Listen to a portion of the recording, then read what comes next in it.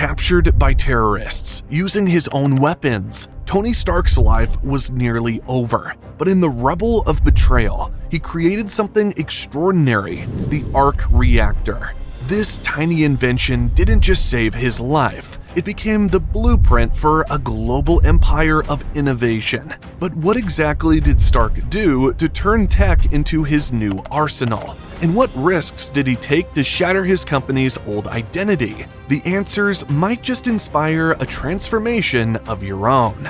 Stark Industries wasn't founded on dreams of peace or prosperity. It was launched into the chaos of war, a company built to supply the tools of conflict. And the man behind it, Howard Stark, was anything but average. A visionary inventor, entrepreneur, and showman, Howard founded the company in 1939, right on the cusp of World War II. From day one, Stark Industries was tied to the military, making it a key player in the defense industry. But Howard wasn't just about business. He was a man who blurred the lines between progress and destruction. Someone who understood that innovation could push humanity forward, even if it meant walking a dangerous line. Howard Stark's achievements were nothing short of groundbreaking. His work on Project Rebirth led to the creation of Captain America, the world's first super soldier. It wasn't just a weapon of war, it was a symbol of America's fight against tyranny. And then there was the Stark Expo, Howard's passion project, a showcase of human ingenuity and technological potential. The expo was unlike anything the world had seen, a celebration of possibilities where he laid out his vision of a brighter future. But even those blueprints for progress were overshadowed by Stark Industries' role in arming the military. During the war, the company's weapons became synonymous with power, effective, reliable, and terrifyingly efficient. For all his brilliance, Howard Stark lived in tension, walking a fine line between building a better world and fueling its conflicts. He often spoke of the future, of the incredible potential of technology, but at the same time, he built his fortune on tools designed to destroy. He was a man of contradictions, constantly balancing his desire to innovate with the harsh realities of the weapons business. The world may have marveled at his inventions, but the pragmatics of war demanded profit-driven decisions that pushed Stark Industries deeper into arms manufacturing. And as time went on, those decisions began to define the company more than Howard's ideals ever could. By the time Howard stepped out of the picture, Stark Industries was a global powerhouse, a symbol not just of innovation, but of military dominance. Every major conflict in the mid-20th century bore the company's fingerprints in some way. Yet there was an underlying dependency forming, one that tied the company's success to the continued demand for stronger, deadlier weapons. Howard's original vision of a legacy built on groundbreaking technology had shifted. Now it was the profits from war that fueled the engine of Stark Industries. Was this what Howard had truly wanted? The question lingers, even now. There's also a sense of irony in Howard's story. The same genius that allowed him to create some of the century's most impressive technology had also locked his company into a cycle of destruction. This isn't to say Howard didn't try to steer away from it. Plans like the Stark Expo suggested otherwise. But no matter how bright his imagination burned, it couldn't outshine the harsh reality of weapons contracts and government demands. This legacy prepared the company for dominance but left it undercut by dependence, something that the next generation, Tony Stark, would inherit as both a blessing and a curse. Tony might not have had a choice in taking over Stark Industries, but what he would do with it eventually marked him as a different kind of leader. Still, before that transformation, Tony would find himself mired in the very system his father had built. And even before Tony, Stark Industries had begun to evolve under the influence of Obadiah Stane, a man whose vision of what the company could be took it into an entirely different direction. Stane was not an inventor or a dreamer. He was a businessman with an eye on profit and power. Under his guidance, Stark Industries transitioned from merely selling weapons to dominating the global arms trade. But his focus on money over morals had consequences. ones that would reshape the company's future in ways no one could predict. Howard Stark's genius had turned Stark Industries into the crown jewel of technological development. It was untouchable, a top player not just in private innovation, but on the world stage of military might. But behind the company's success lay a fracture, the cracks forming between the ideals of its founder and the realities of the world he operated in. For Tony Stark, this was the world he stepped into, one built on innovation but cemented in war. What he inherited wasn't just a business, it was a system, a ticking clock waiting for the first real moral challenge to come along. And when it did, Tony's choices would have to reckon with everything Howard left behind, and everything Obadiah Stane was about to bring forward. Tony Stark was untouchable, or at least he looked that way. The young billionaire CEO of Stark Industries enjoyed a life of luxury fueled by inherited success and his own brilliance in engineering. Fast cars, lavish parties, and a steady stream of daring inventions defined him. But so did something less glamorous, the expansion of his father's weapons empire. Under Tony's leadership, Stark Industries became a dominant player in global arms manufacturing, outpacing competitors with military contracts worth billions. While Howard Stark built the foundation, Tony turned it into a juggernaut, pushing the limits of weaponry with cutting-edge designs that captured headlines and sold faster than they could be produced. For a while, it seemed his empire was unshakable. However, there was a growing shadow neither Tony nor the world at large could see. Obadiah Stane was one of these shadows. Positioned as a father figure and mentor, Stane had been with Stark Industries since Howard's era, helping transition the company under Tony's control after Howard's death. He appeared to be the stabilizing force for the young and unpredictable CEO. But Stane's surface-level mentorship concealed a darker agenda. Behind closed doors, he brokered secret deals to sell Stark weaponry on the black market, including to groups Stark Industries was supposedly protecting the world from. The most shocking of these customers was the Ten Rings, a terrorist group operating without scruples, and with Stark's weaponry in their hands. For Obadiah, the justification was clear: profit. But for Tony, the consequences of these behind-the-scenes betrayals would soon hit far too close to home. On what should have been a simple business trip to Afghanistan to demonstrate Stark Industries' newest missile, everything changed. Tony's convoy was ambushed and decimated by the Ten Rings, who used Stark-made weapons to do it.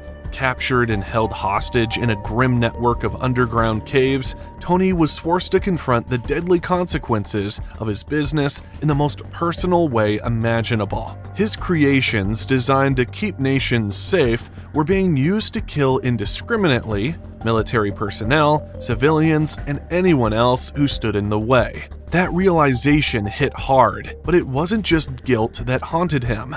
The Ten Rings demanded that Tony build a new weapon for them, pressuring him with violence and the haunting evidence of what his name had already contributed to. Stripped of his usual resources and surveillance by the world outside, Tony was left with only his mind, his small team of fellow captives, and a pile of his own company's weapons as raw materials. Pretending to follow the Ten Rings' orders, he secretly began working on something entirely different.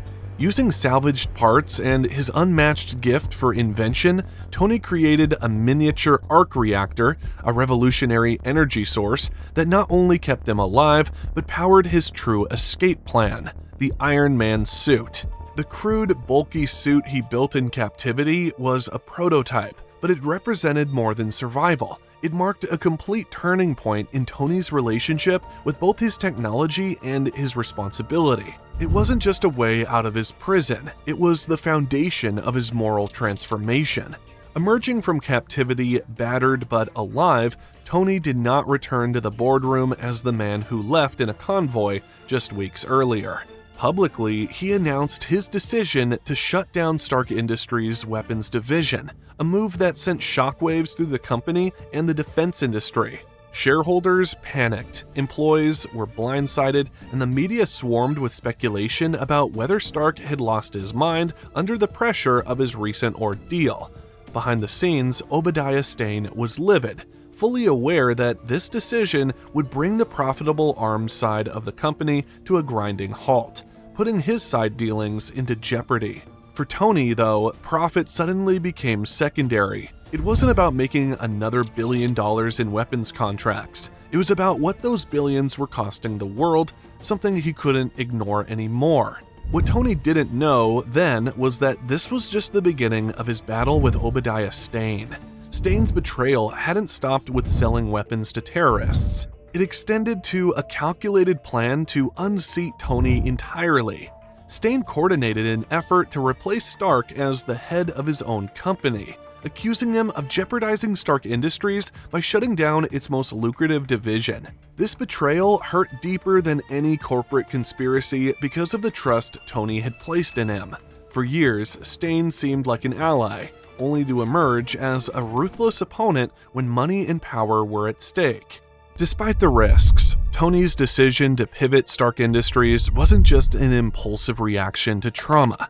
It was a deliberate choice to break away from the path his family's company had been on for decades. How do you take a company built on destruction and make it a force for good? For Tony Stark, the answer involved more than just shutting down the weapons division. It meant completely reimagining Stark Industries from the ground up. Instead of producing missiles and bombs, Tony envisioned the future of the company tied to clean energy, artificial intelligence, and aerospace innovation. Leading this transformation wasn't just about developing new technologies. It required him to convince the world, and himself, that Stark Industries could shift its identity. This was a gamble that brought immense challenges, both inside and outside the company. But Tony wasn't just playing business anymore. He felt responsible for undoing decades of harm caused by the tools his empire had delivered. At the heart of this reinvention was the arc reactor. Initially created under the most desperate conditions to power his Iron Man suit and keep shrapnel from reaching his heart, the arc reactor evolved into much more than a life-saving device. It represented everything Stark Industries could become, a portable, renewable energy source with unmatched power. The arc reactor symbolized a path forward, a way for the company to lead in sustainable innovation, severing its ties to destructive technologies. For Tony, transforming the arc reactor from a personal invention into a cornerstone of Stark Industries' identity was a statement. Stark weapons had caused immense harm, but Stark innovation could repair that damage. But shifting the company's focus didn't come without significant backlash. As soon as Tony announced Stark Industries' exit from weapons manufacturing, shareholders and board members pushed back aggressively. Shareholder meetings devolved into clashes as investors demanded answers about how the company could remain profitable without its flagship industry. Public perception also became a hurdle. For years, Stark Industries had been known as a powerhouse of defense, a reliable name in military might. Could the world trust Stark's pivot to clean energy and other technologies after profiting off weapons for so long? These doubts weren't just philosophical, they were deeply financial. By walking away from defense contracts, the company risked losing billions in annual revenue. For Tony, though, no amount of financial loss could outweigh the need to align the company's actions with his new principles.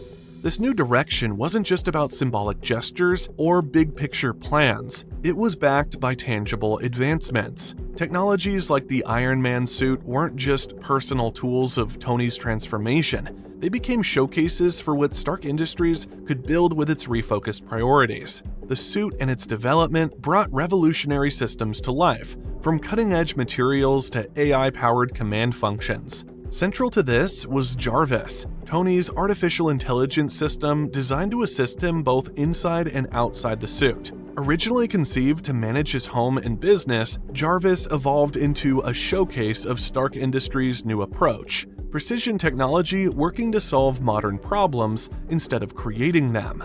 As these innovations began to attract attention, Stark Industries faced other complications. Competitors like Justin Hammer, hungry to carve out a larger share of the military-industrial complex Stark was leaving behind, became opportunistic enemies. Hammer Industries, in particular, sought to replicate Stark's technologies, often with disastrous results.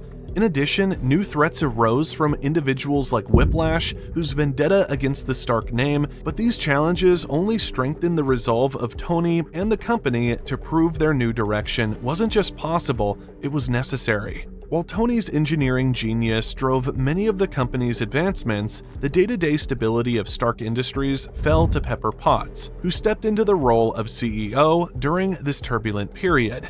Pepper's leadership provided a steady hand at a time when the company was navigating uncharted waters. With shareholders restless and public skepticism growing, her decisions ensured that financial stability didn't come at the cost of sacrificing Stark's vision. Pepper played a crucial role in maintaining support for Tony's plans, even when external pressures and internal uncertainty threatened to derail them. Without her strategic leadership, Stark Industries might have crumbled under the weight of its dramatic reinvention.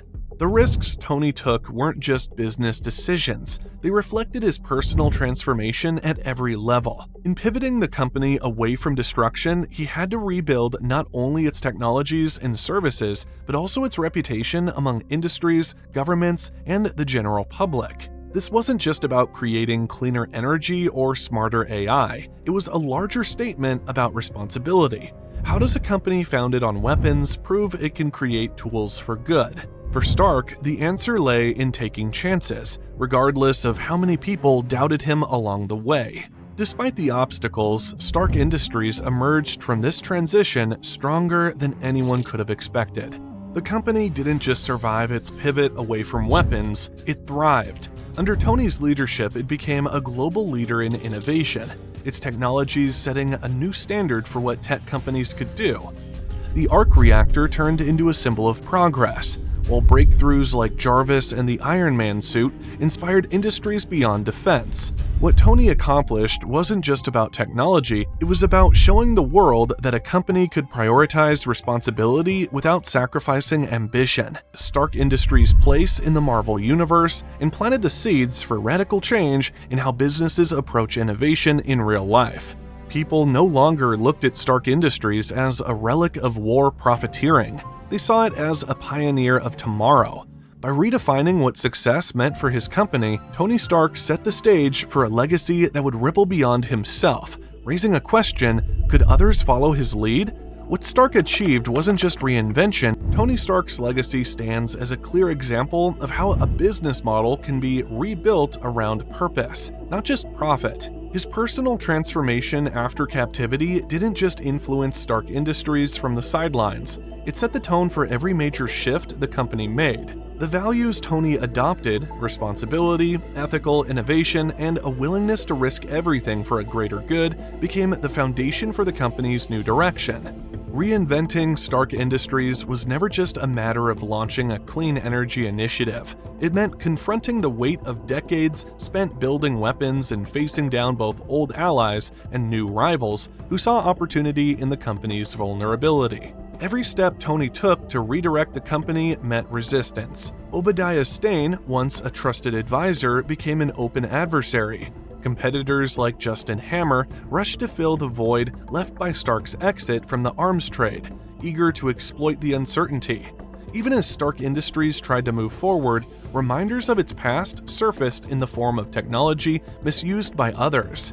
Tony's fight was twofold: undo the damage caused by his inventions and prove that innovation could serve something greater than destruction. Despite these challenges, the shift Tony led at Stark Industries changed not only the company's reputation, but also its role in the wider world.